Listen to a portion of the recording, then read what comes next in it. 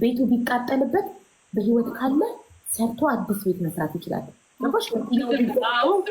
እሱ ከተረፈ መኪናው ቢገለበጥ ቢፈነዳ እሱ ከተረፈ በህይወት ካለ ሰርቶ መኪና መግዛት ይችላል። ለምን ስንወለድ ራቁታችንን ምንም ሳንይዝ ከተፈጠርን በኋላ ያፈራነው ነገር ነው ሁሉም ነገር። ስለዚህ በህይወት እስካለን ድረስ እኔ የምፈራው ጤናን ማጣት፣ አካል መጉደል እና የሰው እጅ ላይ መውደቅ። እኔ የራሴ የቅርቤ ሰው ሳድግ በአካል መጉደል በጤና እንከን ምክንያት አልጋ ላይ ሆኖ ሰው ቤት እስኪመጣ መድኃኒት የሚሰጠው ምግብ የሚያበላው ውጭ ፀሐይ የሚያወጣው የሚያጸዳዳው ሰው እስከሚመጣ የሚጠብቅ ሰው ባይኔ ስላየው ገባሽ? በጣም አመስጋኝ ነው። ከባዱ ነገር እዚህ ምድር ላይ የሰው እጅ ላይ መውደቅ ነው።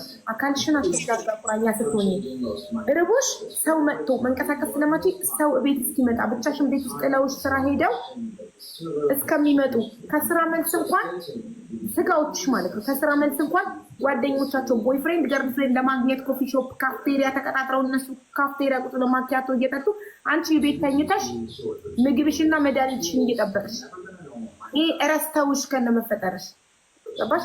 አልጋሽ ላይ ተጸዳድተሽ እረስተውሽ ከነመፈጠርሽ አለ እንደዚህ አይነት ነገር እንኳን ከባዱ ነገር አካልን አጥቶ የሰው እጅ ሰውን መጠበቅ፣ ሰው መጥቶ እስኪያጎርችሽ መጠበቅ፣ ሰው መጥቶ ካልጋ እስኪያጸዳሽ፣ ሰው መጥቶ ከዛ በላይ ከባድ ነገር የለም እዚህ ምድር ላይ።